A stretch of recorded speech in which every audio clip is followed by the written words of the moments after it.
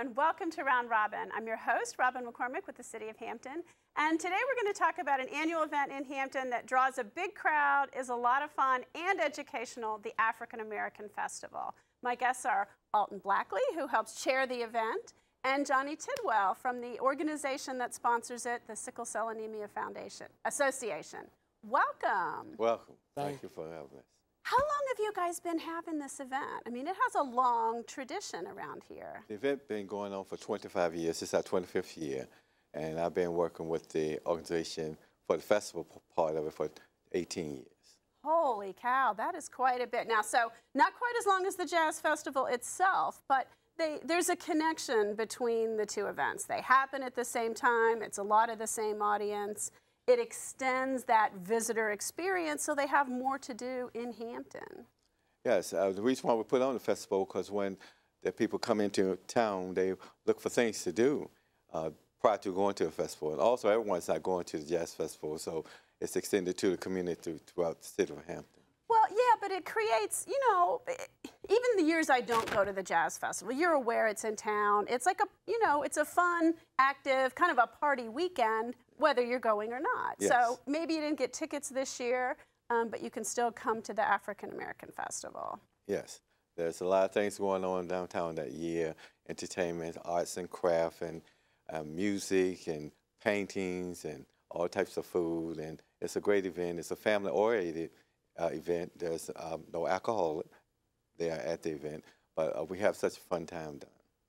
And, you know, yeah, like you said, it's family-oriented. You can bring the kids, and there's an educational component and a cultural component and just a fun component. Yes.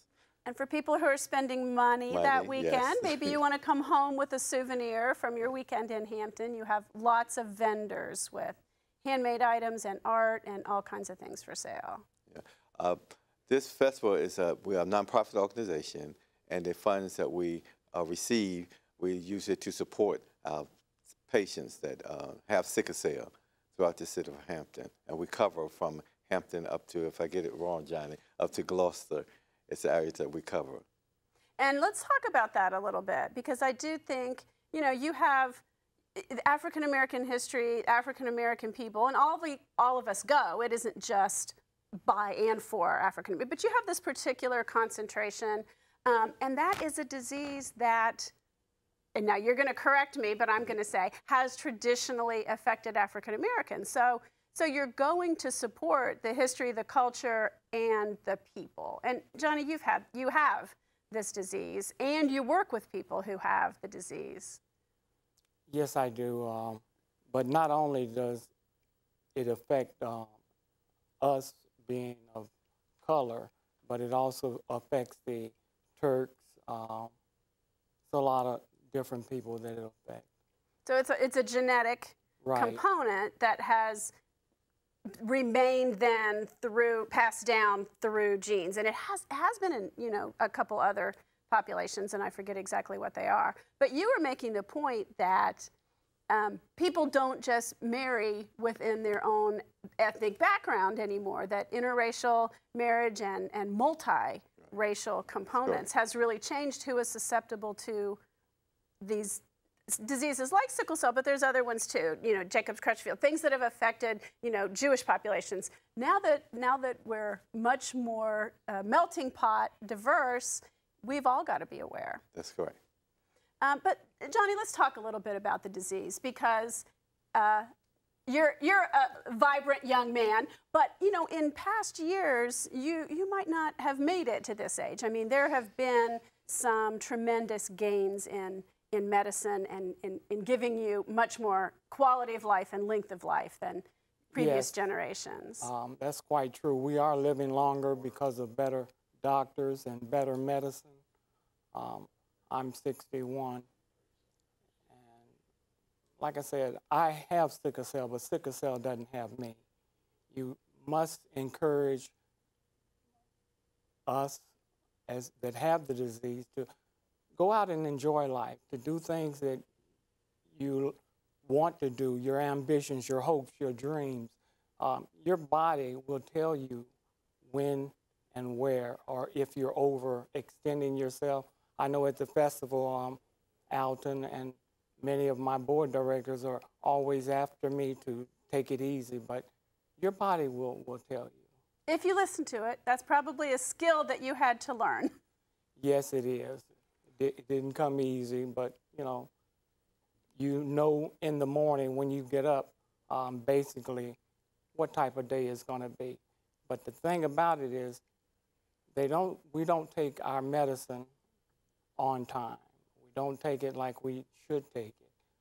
Pain is far easier to control while it's down low, but we let the pain escalate to about 8.5 or 9, and then we want to rush down to the ER, and then the wait in the ER is an hour, hour and a half, and this pain is constantly increasing.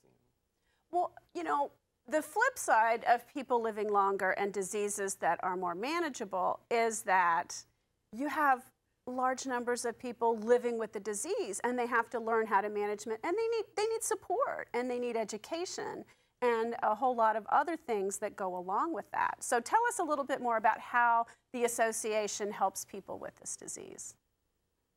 We help them through support. Many of them need help with their medication. We help people with food and rent and transportation, going to the doctors and what have you. And it's very important that you'll be checked for sickle cell. And we'll have someone down there this year to check for sickle cell. Is that a blood test? Is that? It's a, what type of test? It's a blood test. Yes. Okay. And it is a blood disorder. Yes, it's a blood disorder. Because, and just to give you an example, Mr. Carney, who taught at Phoebus High School for about 40 years, he said he had a student that would come to class all the time, and all he'd do is go to sleep.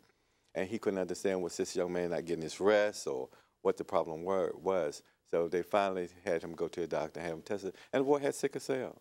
And the sickle cell was causing him to sleep in school, and he wasn't getting in the treatment. That's sharp of Ross, because I've been to high school, and first thing in the morning, a whole lot of students are sleeping. It's they don't really do mornings very well, high school kids. So for him to zero in and say, there's a problem here, that's a teacher who's very alert. Very concerned, right. But so early diagnosis can help slow the progression of the disease. Early diagnosis. And that's huge. Johnnie, when were you diagnosed? About how long ago? About 8. Yeah. And like I said, during that time, there wasn't a whole lot of education, and people didn't know exactly what sickle cell was. And the doctor that I had was a flight surgeon. My father was in the military. I'm what's known as a military brat. But he told me that any time that I didn't feel good or needed to come in and see him, just come in and sit and wait, and he would see me. So, wow, to have that kind of attention early probably really helped you. Yes, it really did. And taught you things like listen to your body, know what signals mean so that you don't, let things get to an unmanageable point. That's so true, because a lot of times, like I said, the wait in the ER and then the constantly pain is increasing. But they're doing better, and I want to thank the doctor that diagnosed me, but helped me get my retirement was Dr. John Mattern, very good man. Well, and I would think that's one of the challenges of your association. As you say, a lot of people can't work full time, so they retire, they may or may not get disability, or it may or may not be enough to cover all of their costs. Medication is pricey, and just, needing some assistance in day-to-day living. But the important thing is that they must realize that to get something out of the system, you've got to put something into the system. And we have a lot of family members that need to work while it's early. While they can. While they can, because what they do is they don't, or they work part-time, and it really doesn't fit them. But they need to work while it's early, because getting disability from, it's going to take a while. But we do assist with them getting disability and filing their paperwork and everything. And it also is very important that they must follow up on their appeals. They get discouraged, and I did too. I was working and got discouraged and didn't want to and figured I'd go back to the shipyard and everything, but you must follow up on your appeals. And you are not just an executive director. You are an example. You have personal experience. How is that working with some of your clients at the association? It works very well. They're compassionate.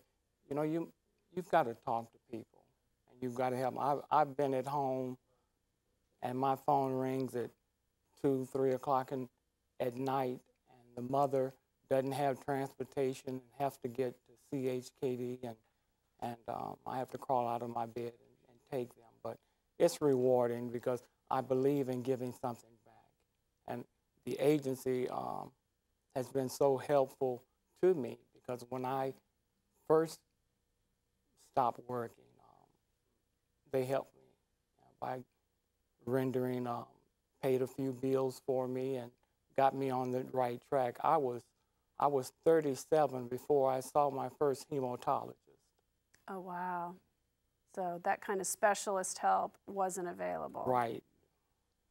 And that's what I tell all of them. First thing you must do is get hooked up with a good hematologist, somebody that specializes.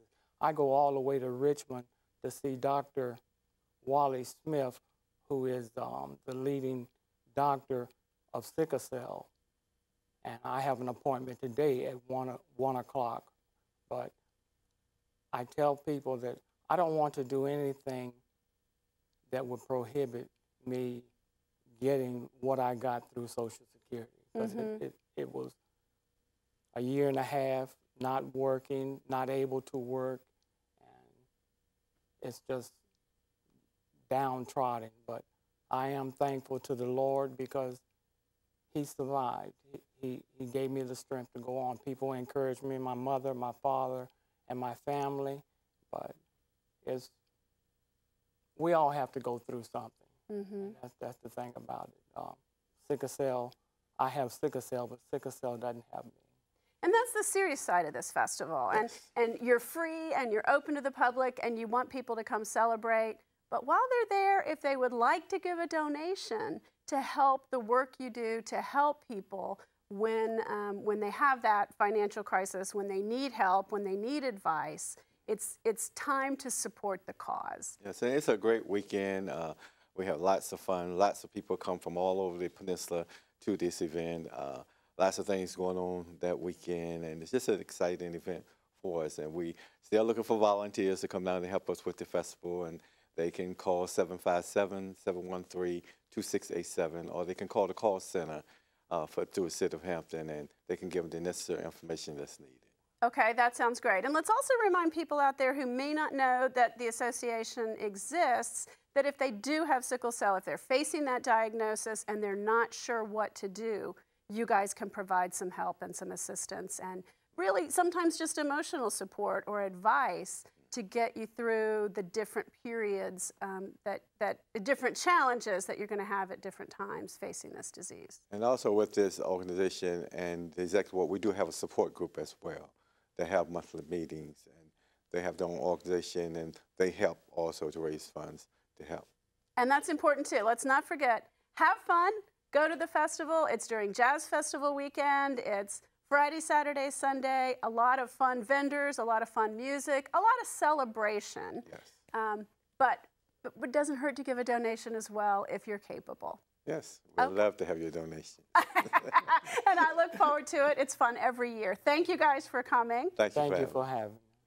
And thank you for watching. Don't forget, fun thing to do during the day, Jazz Festival weekend every year. Mill Point Park, spilling out onto Eaton Street.